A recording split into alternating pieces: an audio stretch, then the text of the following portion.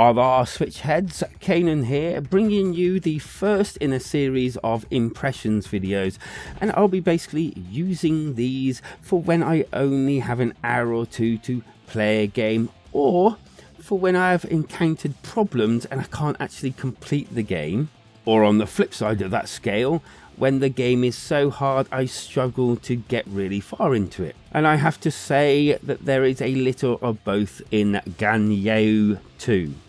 A old school shinobi alike, and the sequel to Ganryu. And never say I don't do my research.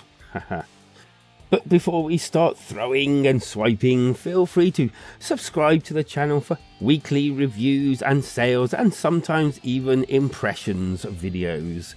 And don't forget that liking videos also helps channels grow. Right then, jump, swipe, swish, engage.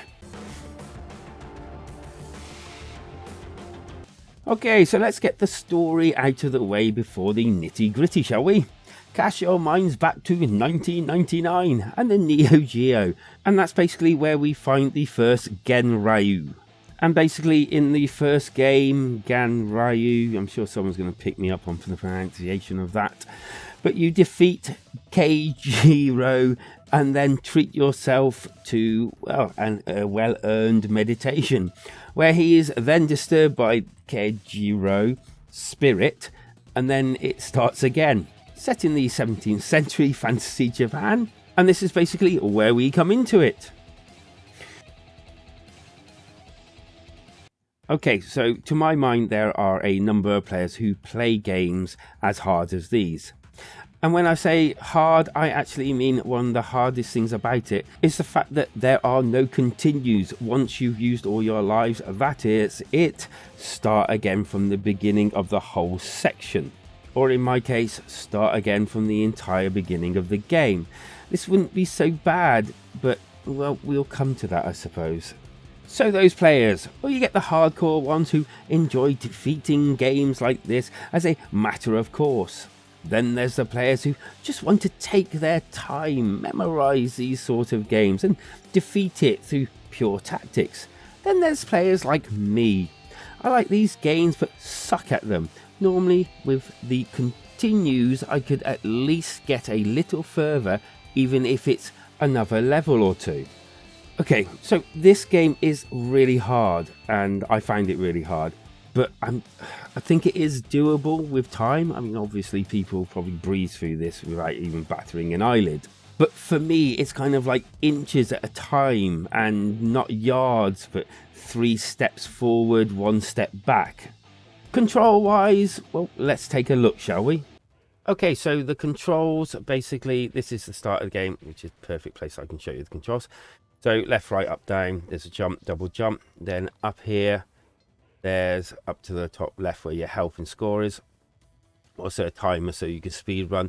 There's these kind of like special powers, and if you collect these green little vial things, you can basically use, like, there's a healing thing that heals you up. There's ones that like do massive damage. And then you got this so that you can actually, well, you can sometimes run through them. So you've got a dash button. Yay. There. Right, I've got a slight delay on my recording, so it's hard to... So you've got duck as well. So then if you do this, you can run... There we go, got it to work. You can actually run straight into a line and defeat loads of enemies that way. Then you've got multi-platform, so you can go up areas. Second. So there are hidden places, such as this. You have to kind of go a little bit searchy. Oops. And you can get to areas higher up.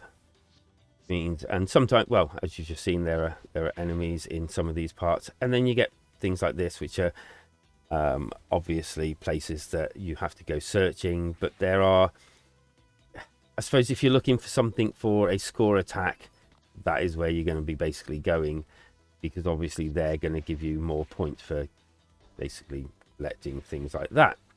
So yeah, that's the controls and a bit of the environment as well. Hope you enjoyed. And the controls also bring one of the faults of the game. The controls felt a little fiddly, and by this I meant they felt rather slow at times. Turning to hit another enemy to me should feel fluid, but it kind of felt slow and clunky rather than a trained, honed warrior. There are checkpoints in the actual levels if you lose a life, but lose them all and it start again from, well, the start. Although lucky enough there is extra lives to be found in the actual game as you play. There are pickups within the actual game as I showed before, and some that are hidden, and this is great for the potential for reruns and speedruns, providing you actually get through the game in the first place. So there are literally a shed ton of things that you can collect, and almost literally anything that can be broken. There's a special thing, card type thing, and yeah, literally if it can be broken it probably drops something like that. Doesn't. So yeah, some of the enemies drop things, and yeah, there's just so many things that you can collect, and then you can climb up things like this, and then that will yield something. Yep, so there's 5,000 points straight off. Yeah, so there's plenty of potential to score attack this and the like. So yeah, there are things that can be done even once you've completed the game, which is pretty cool. As I said, if you can complete the game. As well as the enemies, there are also environmental obstacles and switches and the like, as well as a good few hidden areas and collectibles to be had and found as well. Plenty of cats to collect as well. Meow. Bosses! I've only been able to fight 2. The first took me so many turns to defeat, and when I figured it out, it only takes a couple of minutes to defeat. It's kind of like one of those things for me where it was like, this is really complicated, then I worked it out and it was like, shitting me, really? The second one I'm actually in the middle of learning to defeat now, but it's hard, really hard when you're actually set back after you lose all your lives to the start of the game. I'm sure some find this stimulating, but trust me, starting again and having a bad run here and there, a 10-minute track back to the actual enemy or boss turns into half an hour ordeal. Moving on. Most games, to my knowledge, waits a couple or a good few levels to throw you into a cart and make you fight it out. But not here. And again, the controls do not work in your favour, as you have to jump from barrel to barrel in quite a few areas of this level. And again, another problem reared its head, although it only happened once, but making it worse on my last life on the barrel level. Halfway through the level, if you die, it starts you again. Well, halfway through the level, but the barrel that I was meant to jump into was not there, so it was kind of like leaping into nothing. And then when I got back there again, the barrel was there, and from subsequently dying over and over, the barrel still was there. So it was a blip, but still an annoying one that cost me time. And then there were some objects and collectibles that after I died and respawned, they wouldn't be collected. I don't know why. The thing that they were in was able to be smashed up, but the actual collectibles wouldn't let me collect them. And some were for my power up, which was slightly annoying on the way to the boss. The game for me, or at least what I played, looked okay. It had a nice retro feel and it felt in keeping with what it was trying to be.